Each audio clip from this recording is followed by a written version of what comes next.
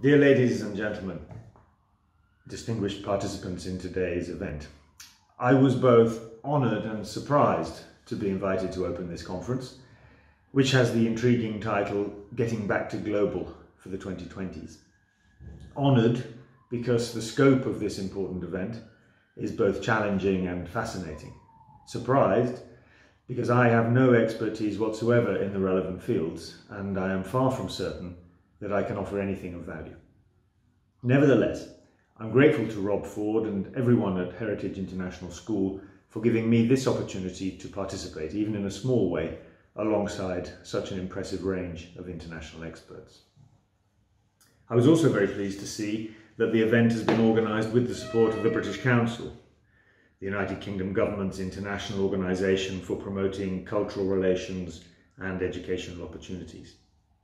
I understand that today's event will provide a forum for expert discussion of international collaboration in education and will brainstorm how education might look after the COVID-19 pandemic is over. Taking into account the current context in which we find ourselves and having reflected upon the role of education in helping the world to emerge stronger and better from the present crisis, I will limit myself to 3 points. These reflect my personal opinions in line with the UK government's determination to be a force for good in the world. I hope that what I say will fuel discussion, or at least not pour any cold water upon it. My 3 points are around the following 3 themes. Firstly, the value of education and of educators in our society. Secondly, the need for international awareness, by which I mean an understanding by young people of other cultures, other societies, and the interests of other countries. And thirdly, the importance of shared values. Firstly then, the value of education and educators.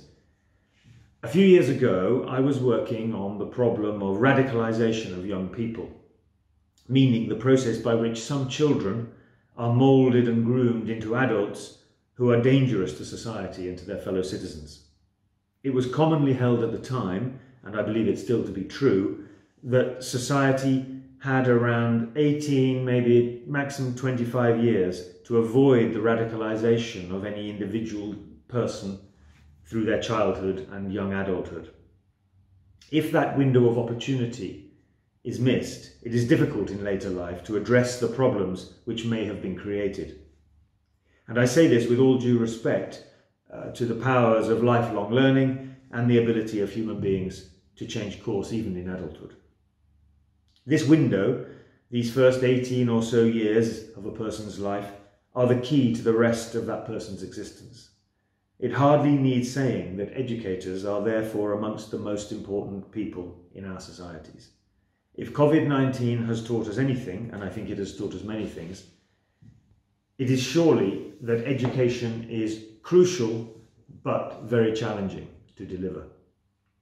The way that teachers and parents have adapted to the challenge over the last 4 months, finding solutions using technology, looking for ways to overcome economic discrepancies between families, keeping the flame of education burning through these dark times, has reminded us of the extraordinary contribution that they, teachers and parents, make. Governments need to respond to this contribution. Governments need to ensure that the necessary facilities and resources are invested so as to encourage the teaching profession as it delivers its vital task. Secondly, I want to talk about the need for international awareness. And by that I mean on the part of our young people. COVID-19 illustrates, as if we needed further illustration, the fact that we are globally interconnected. Other issues, international crime, people trafficking, climate change, trade, economic issues, have already proved this. But COVID-19 has reiterated this reality that we are globally interconnected. And it has also illustrated how countries can retreat into themselves, protecting national interests, sometimes at the expense of their international relations with other countries. We need to educate each generation of children to understand their own context. That means to understand their own country, with its problems, its challenges and its opportunities, but also to understand that most of humanity does not live in their own country. but elsewhere, in other villages, towns, countries, continents, each with their own context, with their own objectives and interests. Children learn this as they grow up and become educated, and it's vital that we get that education right. This diversity of humanity makes human life infinitely interesting and should provoke the curiosity and the excited spirit of investigation that exists amongst our children. International, global education is one way to ensure that this happens and to foster it, whether it be in the context of an international school for those lucky enough, in my opinion, to attend such an institution, in which the classroom may be a veritable United Nations of different nationalities, or whether it be through organised contact between schools across frontiers. The importance of internationalising education cannot be overestimated. I would recommend that all governments look for ways to institutionalise contact between schools in their own countries with schools in their neighbouring countries and further afield, but probably starting with the neighbours. This will help to ensure that our children become global citizens, capable of seeing issues from others' points of view. The third issue I wanted to talk about was shared values.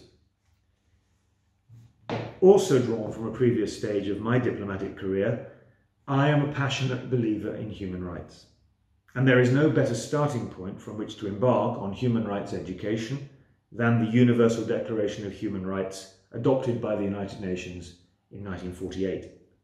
I believe that this document, reflecting as it does the closest thing possible in the current global context to a universally accepted code of values, should be taken up by educators as one source of values education for the children who are currently in that critical window of opportunity up until the age of 18. There will of course be other sources of values, and of course not all societies' values are easily understood and transferred internationally, especially when they have their roots in religion, and in particular when religion and state present a common roadmap for how people should live their lives. The Universal Declaration of Human Rights and the international human rights conventions and laws which derive from it, such as the International Covenant on Civil and Political Rights and the European Convention on Human Rights, give us all equally a non-faith-based code of values. The Universal Declaration includes the right of freedom of religion, but it does not envisage a set of values and rights which pertain to one or other faith. It goes beyond such limitations, offering a set of values based more on natural law, a sense of natural fairness, a set of values which, dare I say, children instinctively tend to find acceptable and reasonable when they are exposed to it and when it is explained to them. The leitmotif might be, do unto others as you would have others do to you. And how and where will children learn about such values? At home and at school, which in recent times have been one and the same place. From parents, from teachers.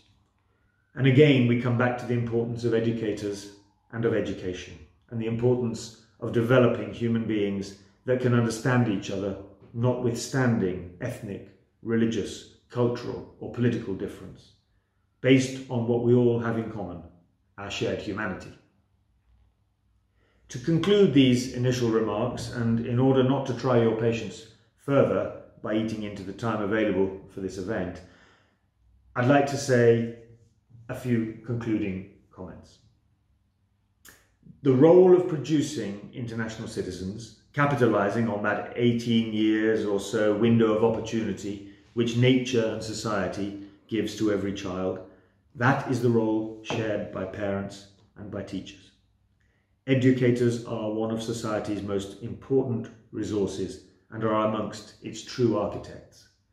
We should treasure them, invest in them, and, to point out the obvious, we should learn from them. Some people may feel that we're in a long, dark tunnel at the moment.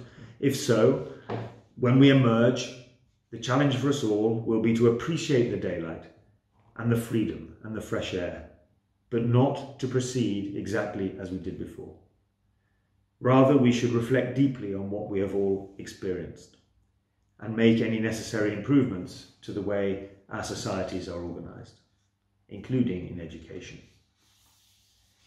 Whatever those reforms and new approaches might be, they will probably not be discovered by people in my position, but they should be discovered and developed by people in yours when it comes to education. So over to you, the experts. This is your event. Please make the most of it. I congratulate Rob and everyone involved at Heritage for the initiative and for staging this event today. It's an event which exemplifies what it sets out to explore, which is the importance of international collaboration. There are participants from many countries, much expertise with different backgrounds, different contributions to make in this common shared endeavour. Good luck with the discussions, and I wish you a very fruitful event. Thank you very much.